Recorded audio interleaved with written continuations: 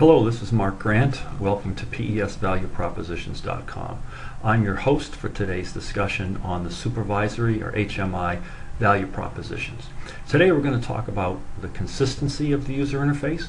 We're going to talk about the faceplates and the ones and how they're embedded, and they're free for hundreds of devices such as control blocks, electrical systems, energy monitoring, and much more. We'll talk about our runtime navigation services, and we'll talk about the integration with our electrical devices. So let's go ahead and get started. The first thing I want to talk about is the faceplates. The key thing here is that our faceplates are extraordinarily consistent. We've got features that are very similar from faceplate to faceplate. You'll notice that this is a feature that allows operators to get comfortable with learning how to use the system.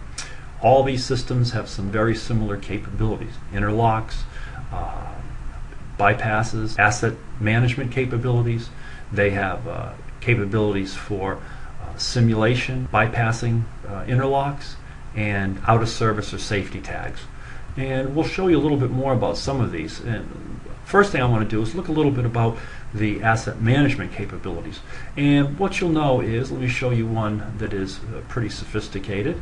And we'll go over here to the water application, pumping station. And we'll look at again, you'll notice first of all that this is a pumping control block, and you'll notice how similar these are. In this particular case, we've programmed in to the application object, and simply by clicking on various attributes inside that block.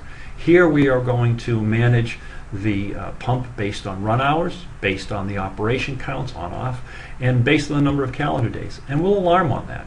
Again, while we're here, you'll notice that all the same kinds of features that we've got, same kinds of things. Here happens to be a pump selection logic block, very similar. You'll notice the capabilities, but we've got all of this built right into this block. So what does that mean? That means that from a user standpoint, several things. They don't have to learn an awful lot about the faceplates. They're all extraordinarily similar. From a user standpoint and an operational standpoint, the functionality that's built into these faceplates is incredible. Take a quick look here. This is a faceplate that's built. The important thing is these come for free.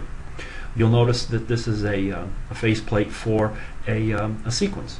Again, because it's a sequence block, we've developed this feature and this logic and these user interface ports, so to speak, ahead of time. User does nothing. He just instantiates the block, and away we go. Now, let's take a look at runtime navigation services. What is runtime navigation services? Runtime navigation services is a feature that allows us to look at multiple things. What I've done here is I've clicked on temperature indicator controller. So let's go ahead and open this up.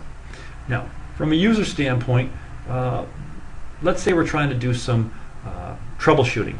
For some reason, the information does not look like it's coming through here correctly. We're wondering how it's affecting the control logic of the system. What we do, simply click on the temperature indicator, hover over it, and open up the runtime navigation services. And now what you see is you see real-time information. Here's the temperature indicator, 1001. You'll see the temperature 100 rate of change. You'll see the calc block, and you'll see a step control, and you'll see a rate of change alarm. What does all this mean? This means that you have the ability now to look with one or two clicks of a button what's going on. Furthermore, let's take a look at this.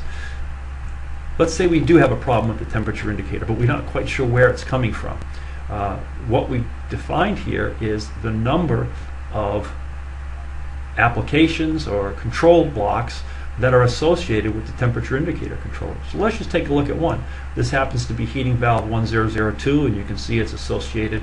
It has some control linkage with this temperature indicator controller. So all we do is we click on HV1002, and lo and behold, we can get the same kind of information coming up to speed with this particular device. So operators, maintenance people, engineers, in a matter of a few seconds can see exactly what's happening with the alarm, with all the connections, It's a very powerful system.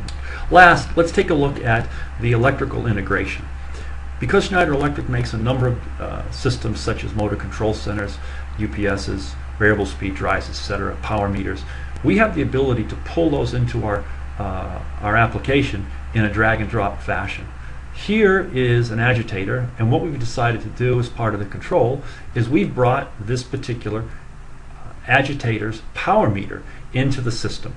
So what I'm going to go ahead and do is I am going to go in here, put it onto simulation. I'm going to go ahead, turn it on, and now you see the real data. But here's the key. We have developed for dozens and dozens of our electrical devices, motor controls, soft starters, motor starters, UPSs, all these devices, we have faceplates already built in such that these are smart devices. They'll plug into our controller through an Ethernet cable, and immediately you get this information. No hard wiring, all soft, and of course you can see that we can do trending directly from here. So hopefully you've enjoyed it. Hopefully you've gotten something out of it. Stay tuned for more on PESValuePropositions.com.